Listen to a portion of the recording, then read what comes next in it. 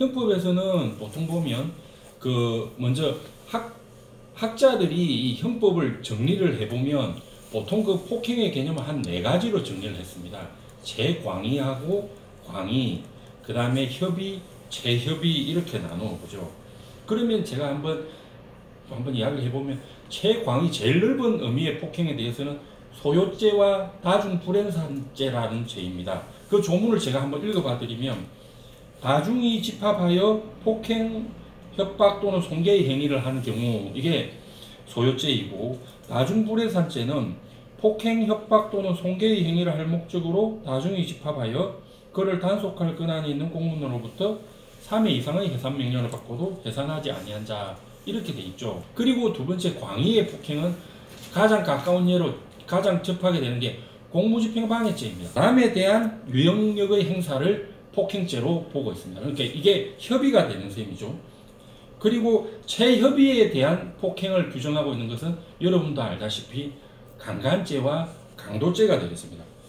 강간죄나 강도죄 모두 폭행 협박으로 사람을 강간하는 것이 강간죄가 되고, 강도는 이렇게 재물을 강취하는 경우인데 통상적으로 그 상대방의 반항을 불가능하게 하거나 현저히 곤란하게 할 정도, 이렇게 분류를 학자들은 이렇게 하고 있습니다.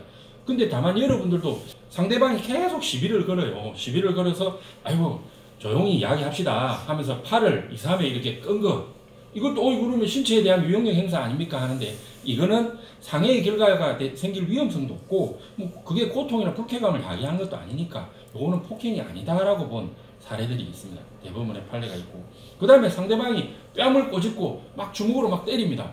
그러다 보니까 어쩔 수 없이 하지 마세요 하면서 그 상대방 안 하는 거죠.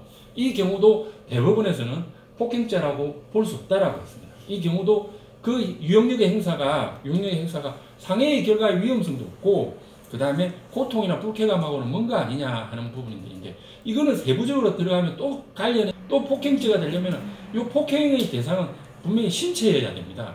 그래서 만약에 누군가가 옆집 마당에다가 소위 말하는 우리 똥오줌이죠, 인분을 탁 던졌다 해가지고 그걸 폭행으로 보기는 어렵겠죠.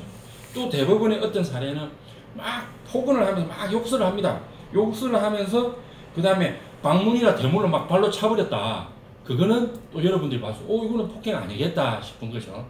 그런데 유사한 사례로 나중에 보면 공무집행방해에 있어서는 아까도 제가 말씀드렸다시피 그 광의의 공무집행방해죄의 폭행은 조금 다르니까 어떤 사람이 있습니다.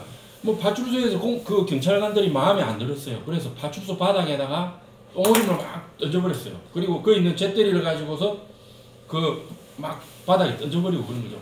경찰관에 대한 것은 아니지만 신체에 대한 직간접의 유형력의 행사에 대해서는 공무집행방해를 인정하기 때문에 아까는 이거는 폭행죄는 아니지만 공무집행방해죄는 인정이 되었다 행하시면 되고, 반드시 이게 닿아야 되는 건 아닙니다.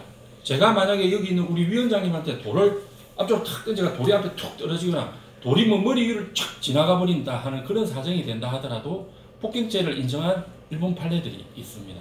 그리고 마찬가지로 좁은 방에서 저하고 국장님하고 막 시비가 붙어서 제가 막 칼을 휘두르거나 흉기를 막 휘두르는 그런 경우에도 일본 판례에서는 폭행죄를, 방행위 같은 거는 폭행으로 볼 수가 없는 거거든요. 그래서 상해의 위험성이 있다거나 아니면 고통이나 불쾌감을 줄 수 있는 거 아니, 그게 하나의 요소이고, 두 번째 당연히 신체여야 될 것이고, 세 번째 꼭 접촉, 신체를 향한 것이면 될 것이다. 요런 3가지 요소로서 한번 판단을 해보면 대략 그렇게 맞을 것이고,